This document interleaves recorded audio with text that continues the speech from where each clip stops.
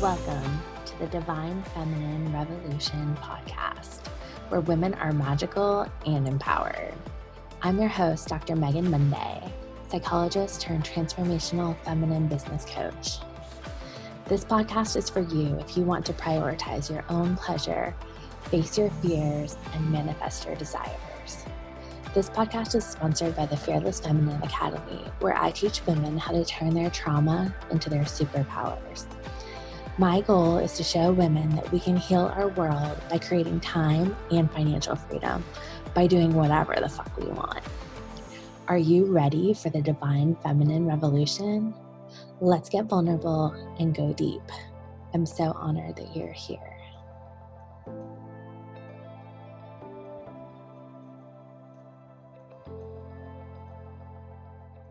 Hey everybody, welcome to the Divine Feminine Revolution.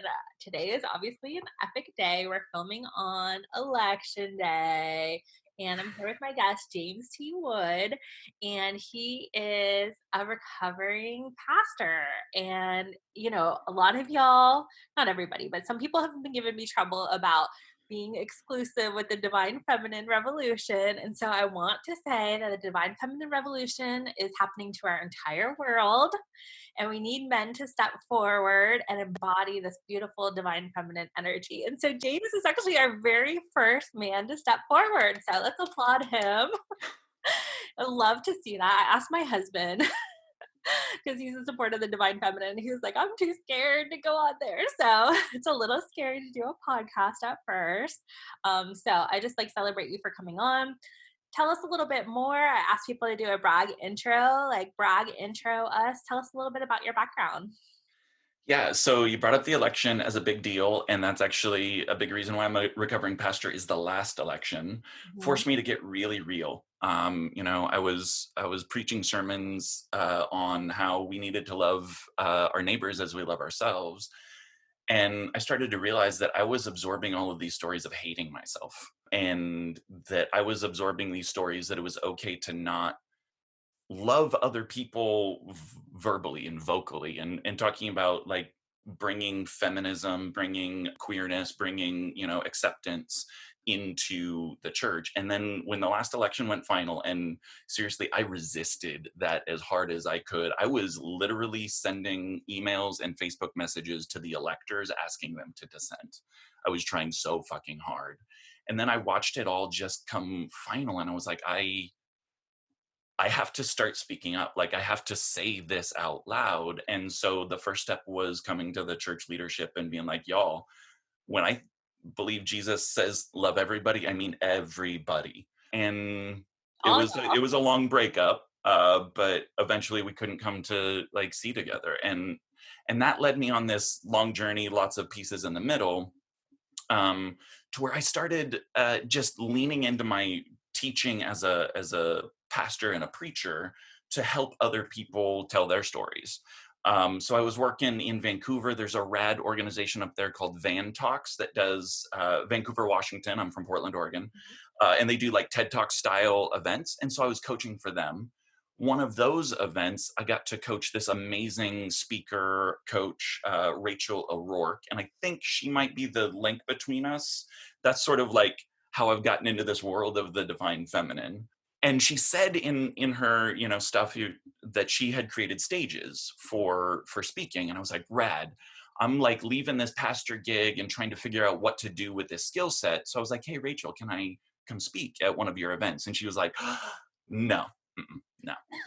Because she has run the Spark Women's Empowerment conferences. And she totally surprised me with her generosity to come back and say, you can't speak, but would you do your coaching for my people?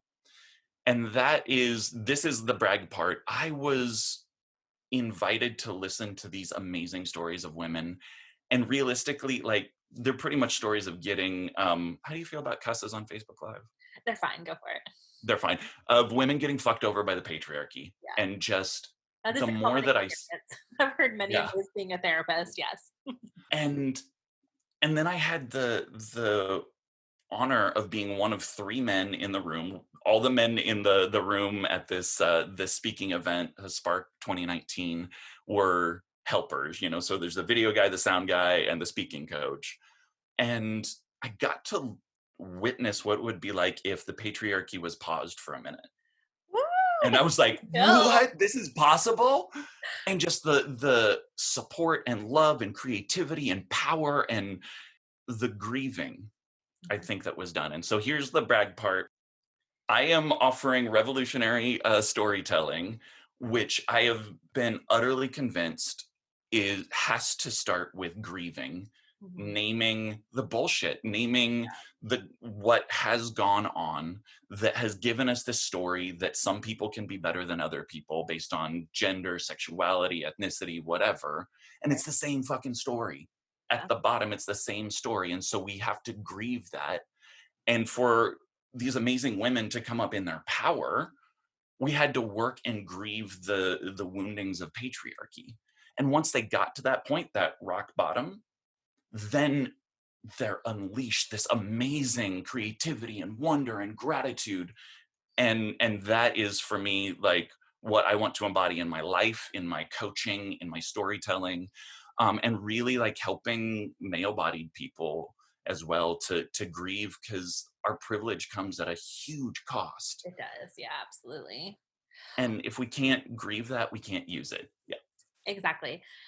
That's just like a big thing that I've noticed. I've gotten the honor to do, I mostly work with women, but my caseload as a psychologist, I've always had a handful of men. A lot of times they were gay men or queer men or just sensitive men a lot of times. And, it's really powerful. One of the most like magical interventions I can ever do with men is to just say, like, it's okay to cry, like that is what's like healing and the most powerful thing. And I think we do men such a disservice with the gender roles. They're just as toxic as the gender roles we put to women. And I think women a little bit are luckier in the certain sense that they I think are allowed to grieve by society because we're allowed to like cry or be sad.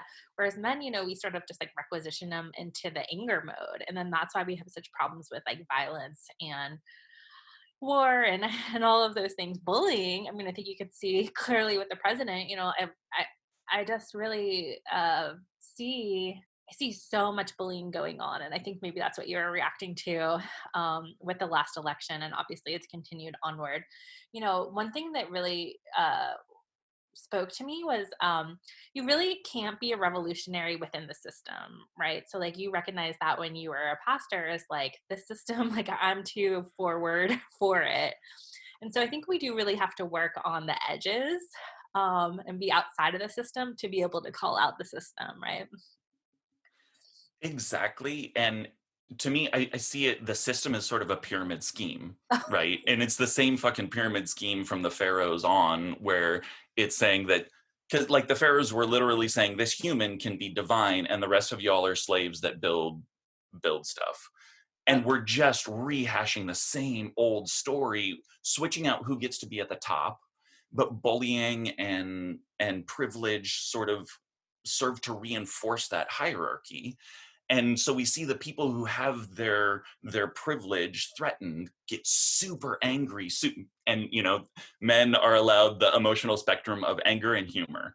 mhm, So if you can't be mad, be funny. If you can't be funny, be mad. And it's like we don't have a way to process the, like, how do we opt out of the pyramid scheme? mhm, And I think that at the edges where oppression meets that essential fuck no that you've got in your heart, and this is something that has come up in the story coaching, is like when you find your authentic voice is when you are backed into that last corner and you're like, nah, fuck no, this is not happening.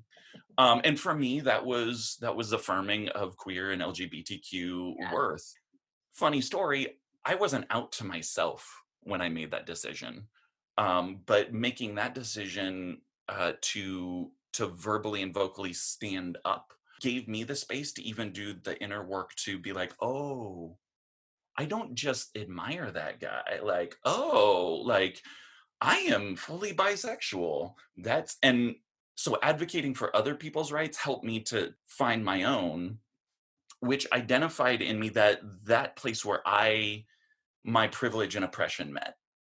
And I think that's the intersection Mhm. of where we start to see these revolutions happening. And I love that Pride was a started as a riot by a queer person of color, Mhm. Marsha P. Johnson, right? And so we find often the most oppressed identities are the ones that are speaking the truest revolution. And Yeah. I think it's because they've been squished out of the pyramid scheme and they're like, nah, rules are off. Fuck Yeah. y'all. We're just going to do this. Here's some truth. You can sit with it. Like, I love my mug, Audre Lorde, Your Silence Will Not Protect You.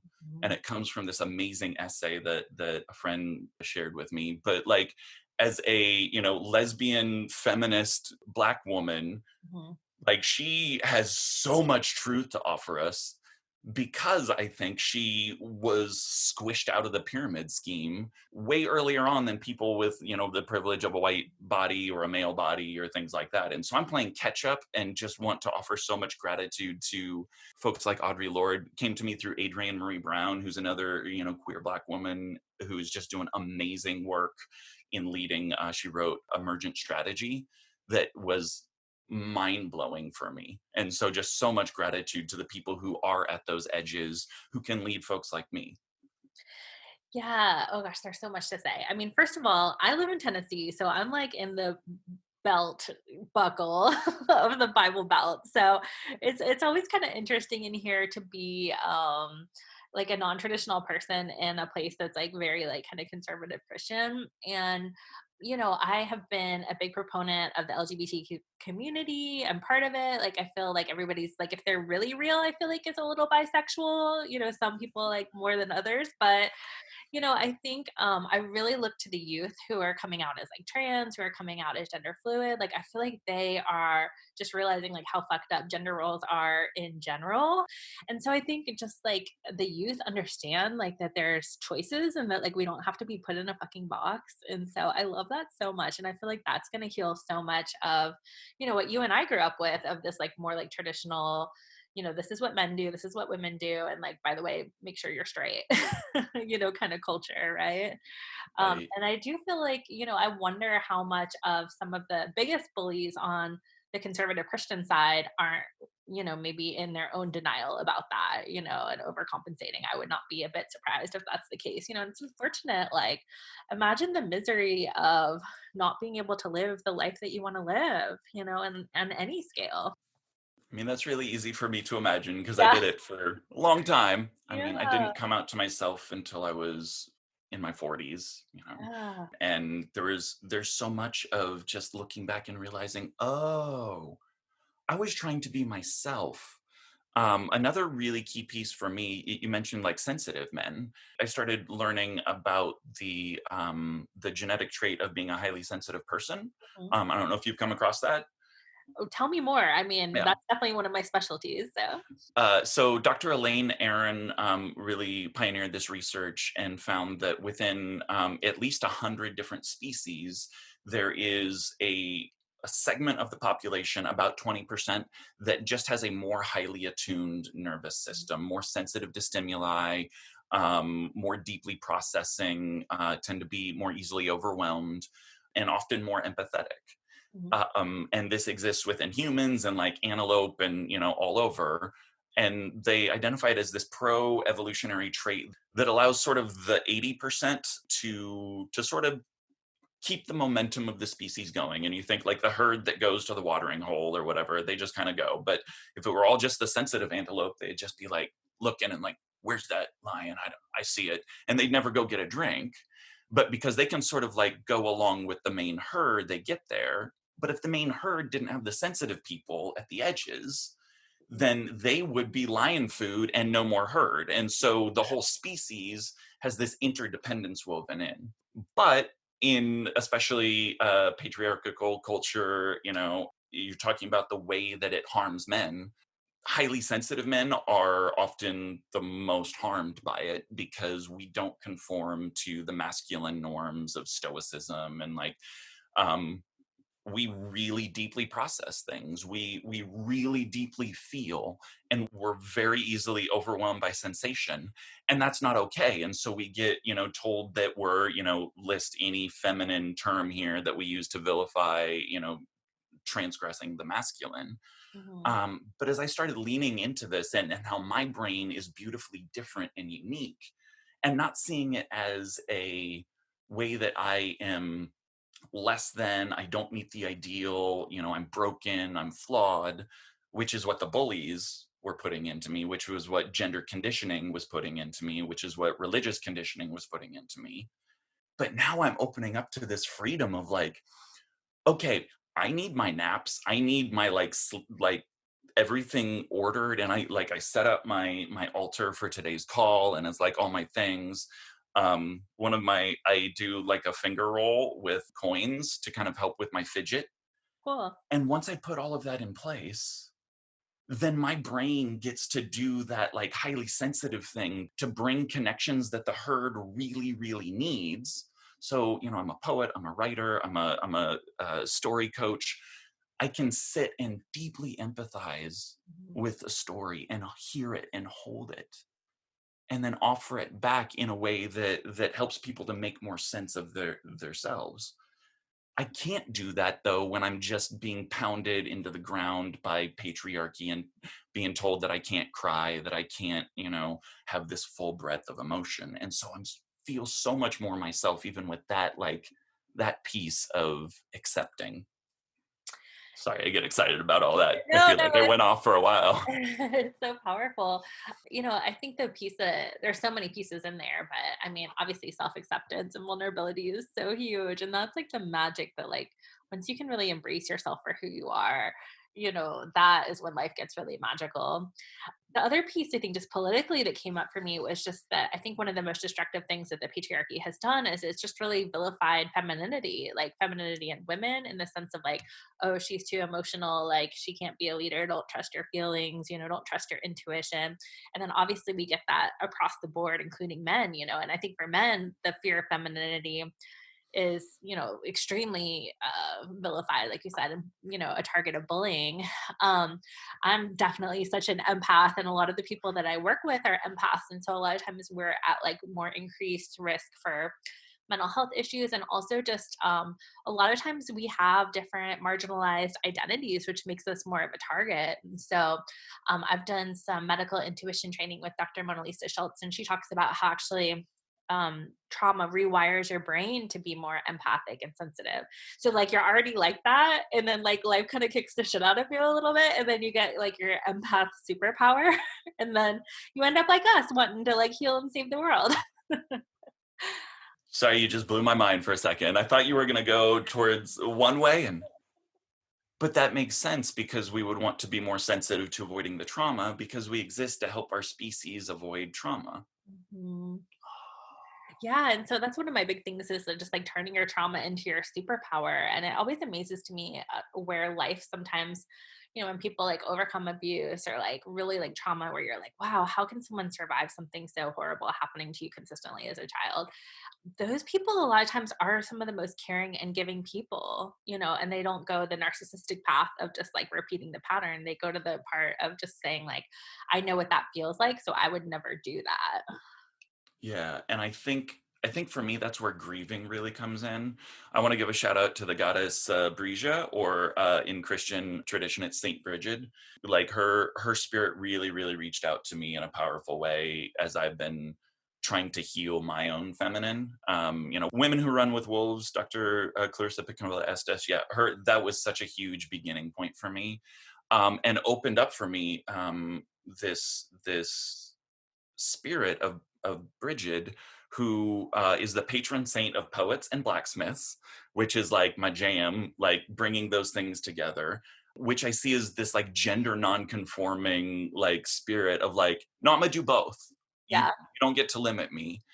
And she's also the mythological origin and sort of the patron saint of the Irish practice of keening, Mhm. which is this ritualized like lament wail. And for me, it lined up with my story coaching and all of these things because the story structure is um, is that we find our protagonist and our antagonist and we bring them together, and their synthesis creates forward motion.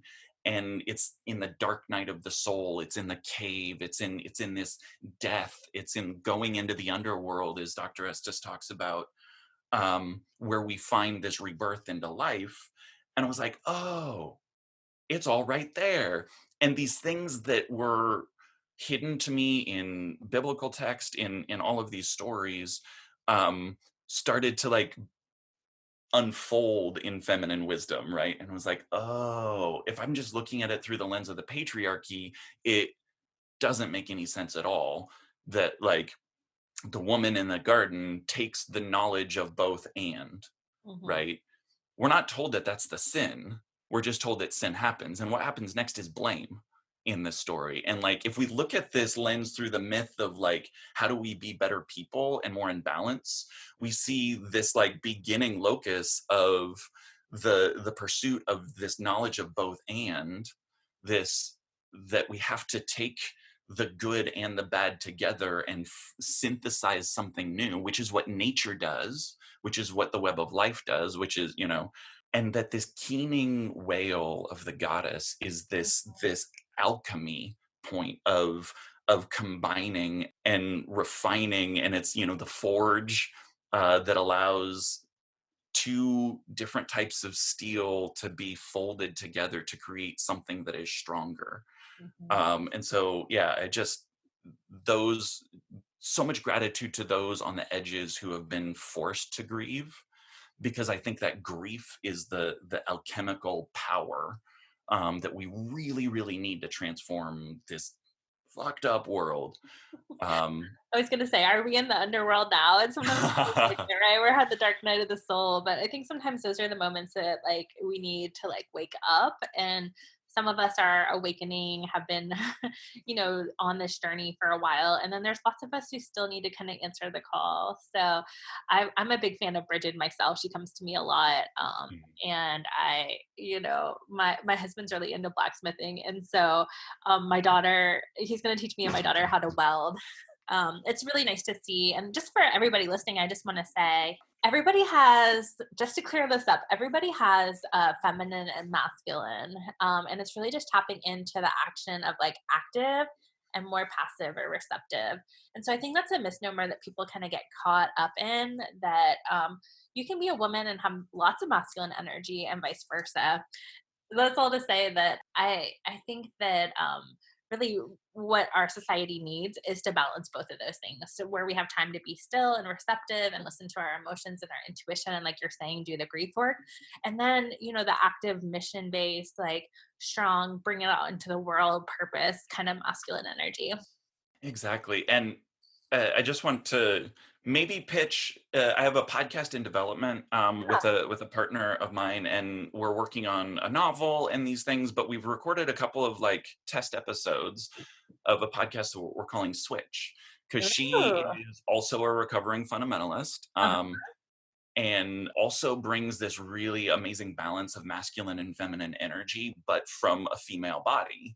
And we keep finding in our relationship and our conversations these switch points where like her experience of having this voice that she wanted to share was so squashed in fundamentalism, and then it just switches flip for me where like I was almost pushed onto the stage. Like my first sermon was at 11 years old because they just were like, you think deep thoughts, go talk. And just having a male body gave me like so much privilege. And we keep examining how then like my feminine traits were very punished.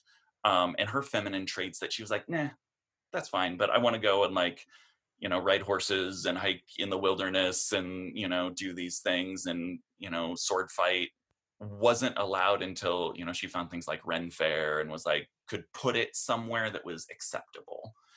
I'm just really present to that truth that, and her name is Tiffany Brown, and we hope to have the Switch podcast coming out again, November, December, but all things are in COVID time right now.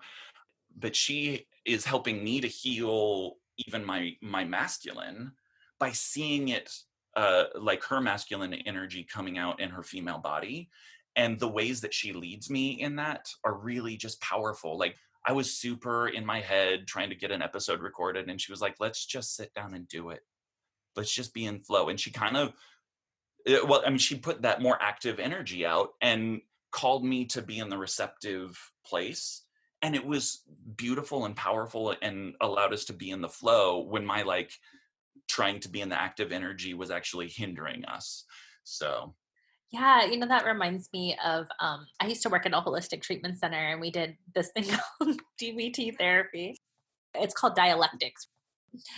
Dialectics are really powerful because it basically is the both and so for this holistic treatment center, it just the philosophy of both and was life-saving for these people, so they could be both strong and gentle, or they could be both courageous. But anyway, that's all to say that I think holding that like both and holding the feminine and masculine, holding this like integration and balance, like I really do think that that's our future. And so I wanted to ask you, like, as you started to like switch, did you have like a life that you had to kind of burn down to like go into this new form? And what was that like?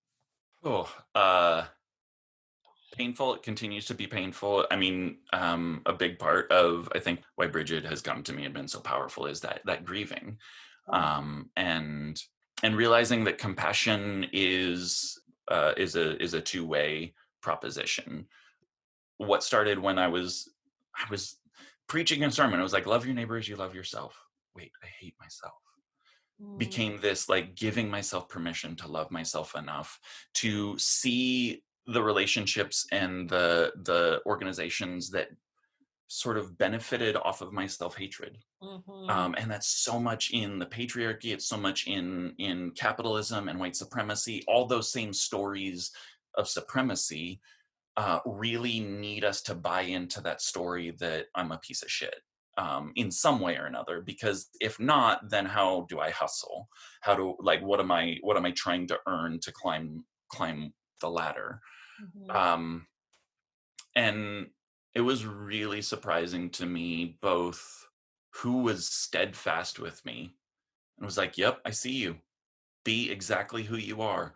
And like move through this, and who lashed out because it seemed like they felt threatened by me not playing that role anymore. And just over Samhain, I was doing some ritual of release, and it's a really beautiful time of, the trees are just teaching us release right now and what to let go of. And so I just had this ceremony where I was going through old pictures and things like that, and just releasing and releasing and releasing, trying to move to that place of compassion, right? That place of, and I love Prentice Hemphill talks about boundaries. He says that boundaries are the distance at which I can love you and me at the same time. ooh, that's a good one. I like I that. know, right?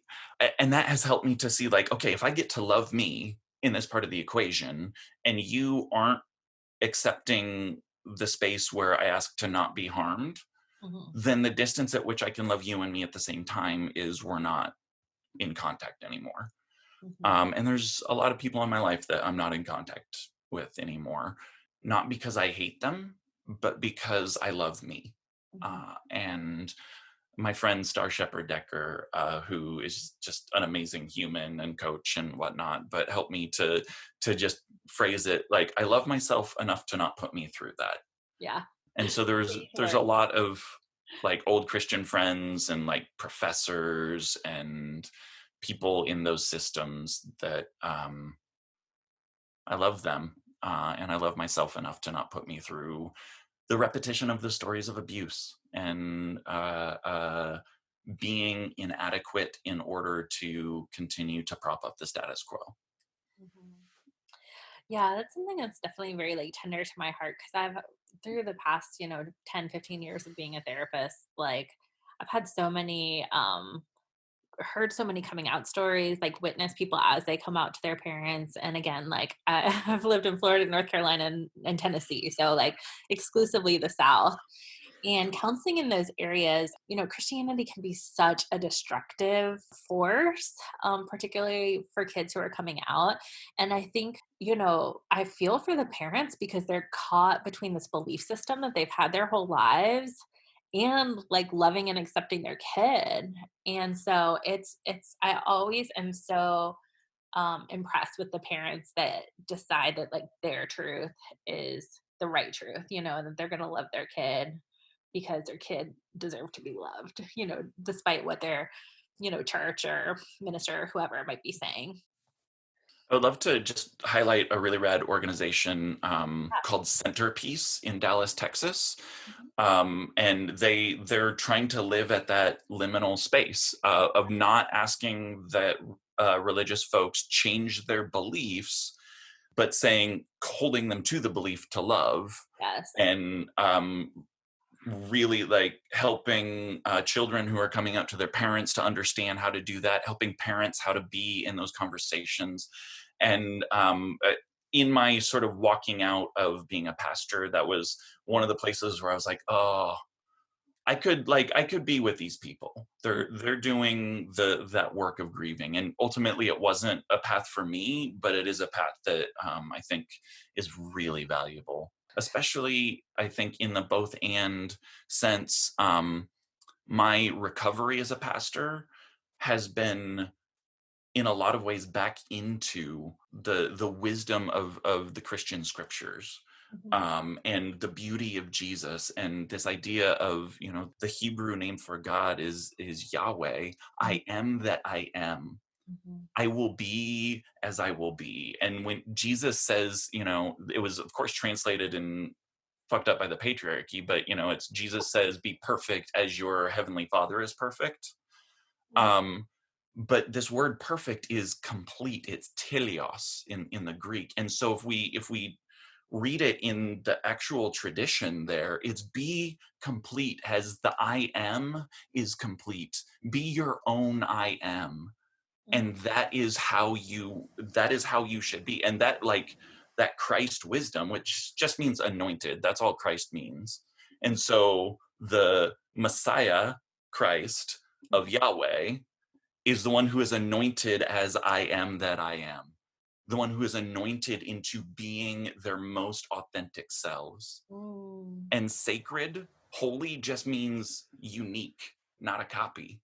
And so if you are holy, you are the only you that can ever be you. And I'm like, this was there the whole time. Yeah. But they Get used it away to from tell that me that part a little bit. right? They used it to tell me that girls had to wear dresses and boys weren't allowed to. Uh-huh. Like, wait, what? How did we get there from?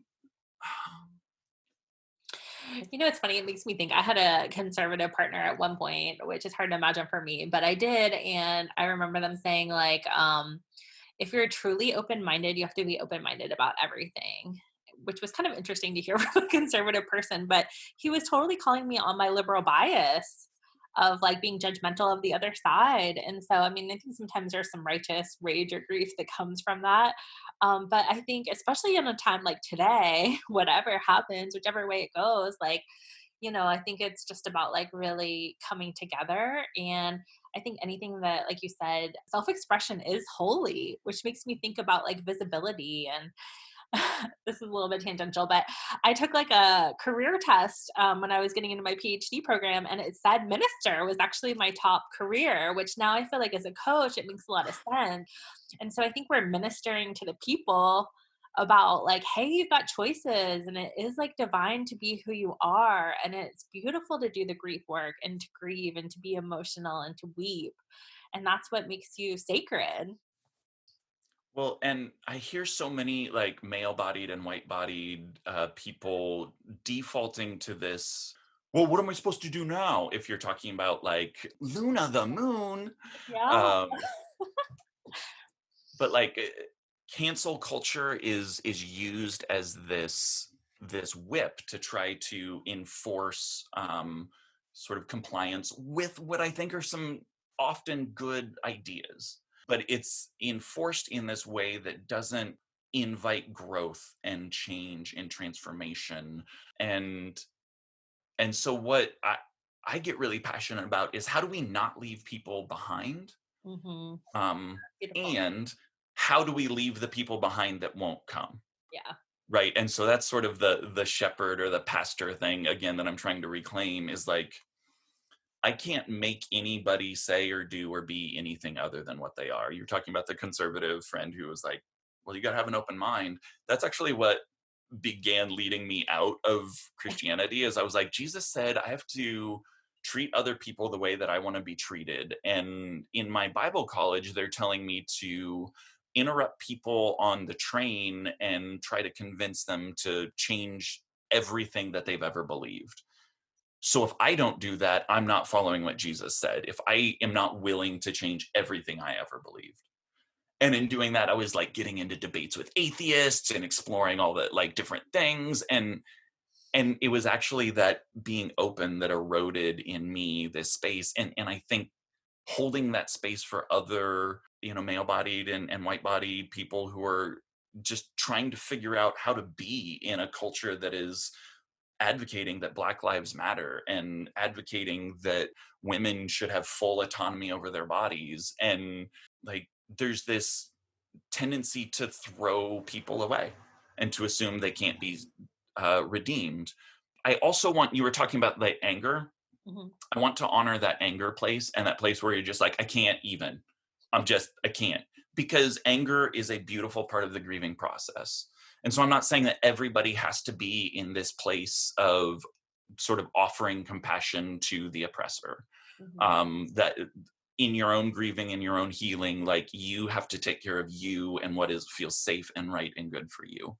Mm-hmm. But I feel like that, again, that intersection of my privilege and oppression is the liminal space where I get to offer compassion to people who maybe share my privileged identities in a way that can help them to also understand the grieving that they need to do. And I can offer comfort, protection, and support to those who share my oppressed identities and advocate for them in a way that sort of translates into those privileged voices. And so this is where I sit because I'm the only me that can be me. And other people are sitting in a place where they just can't deal with church or the Bible or that bullshit. And they need trigger warnings before a hymn comes on. And that's okay too. That's a part of the grieving process. Yeah.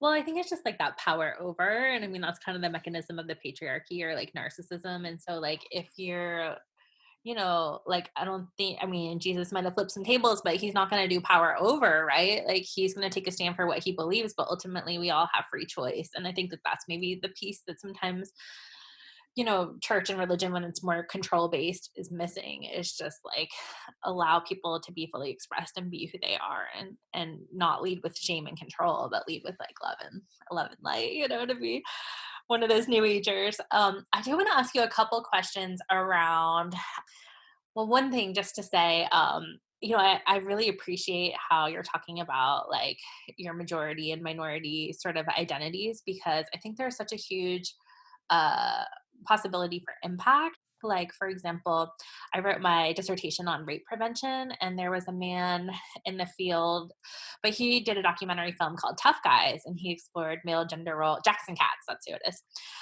He explored male gender role, and he talked a lot about how like we're socialized this way, and we forget that like yes, men are the perpetrators of violence, but they're also a lot of times the victims of violence. And so it was so powerful. He had been like a pro football player, and he was like very like dude, white man, and he did this whole thing about, violence and male gender role, and speaking out about like rape prevention. And so it's one of those things that I think the more men we can kind of get to say like, hey, like this isn't okay with me, and I can still be a man and support women or support, equality. I I was creeping on your profile a little bit before we got started, and I saw there was a couple of different posts about like reproductive rights. And so I'm just kind of wondering, like, as a visible man, as a coach, as a revolutionary storyteller, like, where do you think the opportunity is for men to like rise up in some of these roles?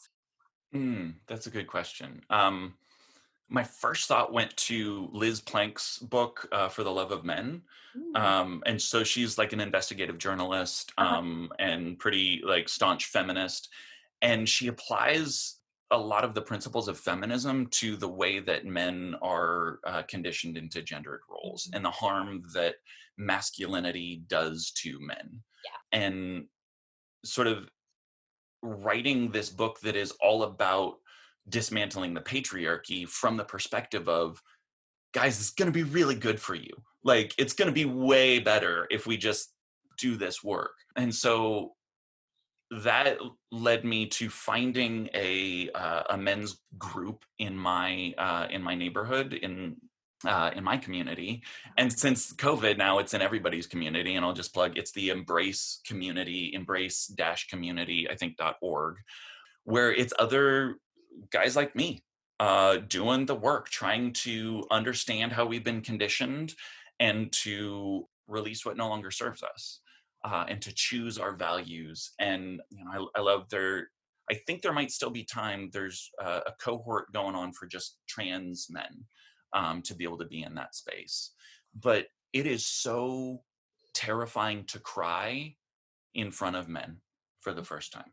Mm. It triggered all of the fight or flight response in my body. I was ready to just bolt. And what I love about this embrace community and other sort of similar like feminist men's groups, if that makes sense, Yeah. is that we started talking about it. It's our discomfort gym because it's really fucking hard to do this work.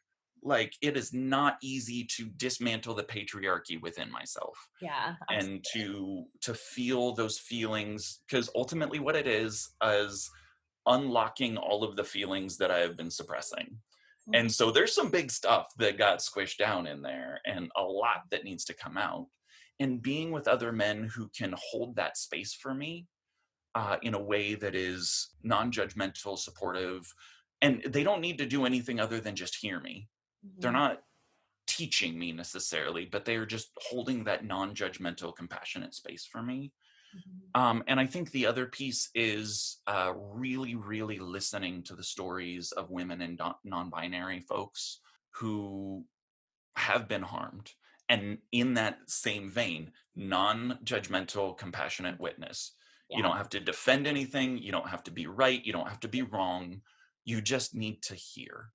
I mean, I started doing that work with my ex-wife and kept doing that work with the speaking coaching, and it just I lucked fell into the goddess guided me. Well, we'll leave that open to interpretation, but just time after time of being called to be that compassionate witness and then watching the transformative impact on myself, Mhm. and seeing how holding space and just not judging these stories, but listening and trying to draw out the truth and the depth of them gave me the space within myself to love myself and to let my stories start to come out. So I would say if you can find a group, definitely hit up the Embrace community if you're into Zoom, or find a feminist men's group in your area. Just a group that will compassionately witness you and cultivate the discipline of being a compassionate witness to people who don't have the body of your privilege. Yeah, I love that so much. Like having been in therapy groups forever, it's just the power to heal is all about connection. And so when we try to do the power over and control, like you're separating. And so that's just like never gonna work. And so it's so amazing when you can be witnessed in who you are and what feels like messy or shameful or whatever. And then people just love you. Like it is the most curative thing that can possibly happen.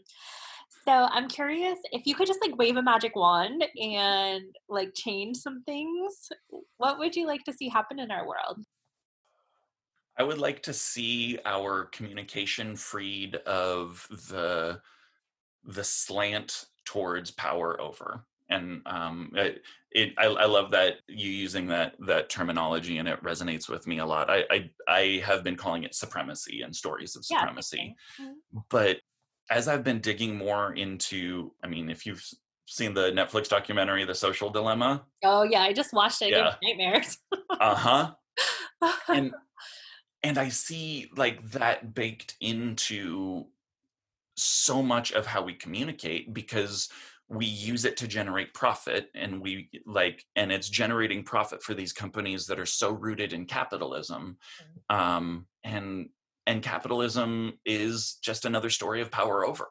Yeah. It's another story of supremacy, and so if I could wave a magic wand and just release our communication Mm. from power over stories, from companies, from governments, from organizations that are trying to force us into this hierarchy, so that artists could just be artists.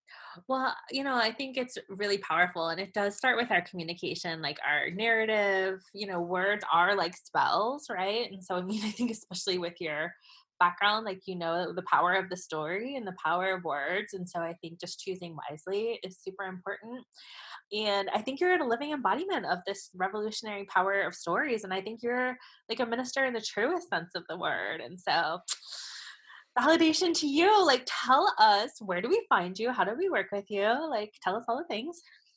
All the things. I am still in that sort of pivot place right now, but I've got a couple of places you can find me. I have a Patreon that is gathering mothballs and dust right now that I'm wanting to bring back up. And so that's patreon.com/James T. Wood. And my website for revolutionary storytelling coaching is jamestwood.com. And I really want to work with people who have that story that is coming up that they need to tell because the world needs to hear it.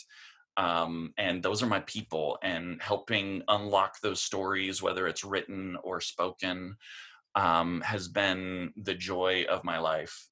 And also hit me up for projects or whatever is working for you. I love to be of assistance.